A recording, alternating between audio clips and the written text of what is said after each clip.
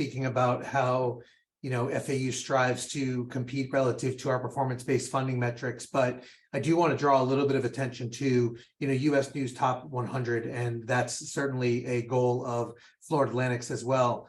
Each of our state university system Board of Governors performance-based funding metrics does ultimately feed into U.S. News and World Report. We look at 4 years. U.S. News in many ways looks at 6 years.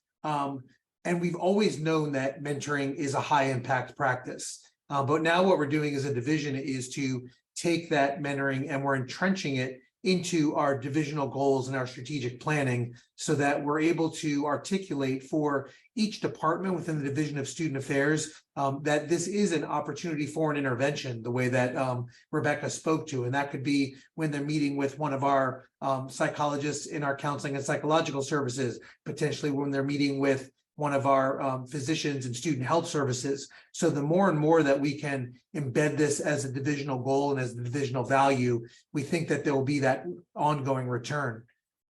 I'd really want other senior student affairs officers to know, first and foremost, that mentoring works. But again, most people know that.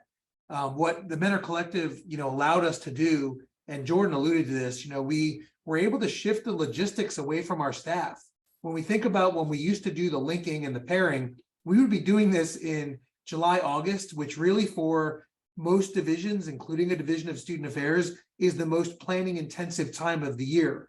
Our staff are either getting ready for housing move-in, or they're continuing with orientation, or our student engagement staff are planning their weeks of welcome programming. Everything else that we are needing to do, that by moving this, the pairing off of our full-time staff's plate, our staff members continue to be able to focus on the relationship aspects and the connectedness aspects, and not driving through Excel spreadsheets to try to make these pairs.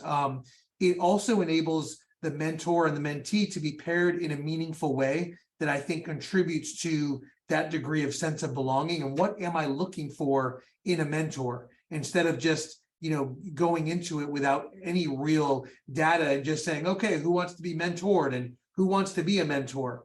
And so I think that intentionality and that pairing is what helps to contribute to the success of this program. And again, as mentioned, the data platform gives us immediate insight into the progress of our students. I mean, we have many different areas that we can pull data on when we're looking at student progress, or even when we're looking at a student of concern and a behavioral intervention technique. The more and more data that we have at our fingertips, and we can triangulate that data, we can see if a student is, if this is normative for the student or if this is a one-off. It just allows us to really continue to move our student away from just being a student ID number, and really to having a holistic relationship with this student from the time that they enroll at Florida Atlantic all the way through graduation. But I think that from a perspective of at least the Dean of Students Intervention, they take that flag, and we're a Maxian school. So Jordan is able to monitor the flag, and then she's able to then create a Maxian report so that we're able to have that conversation with that student, but that ultimately that's becoming a part of that student's overall kind of history at Florida Atlantic. And we use Maxian not only for our conduct process, but for our care services as well. When we take a look at some of our students that are food insecure and housing insecure, and we're also able to link that through our student success platform regarding advising.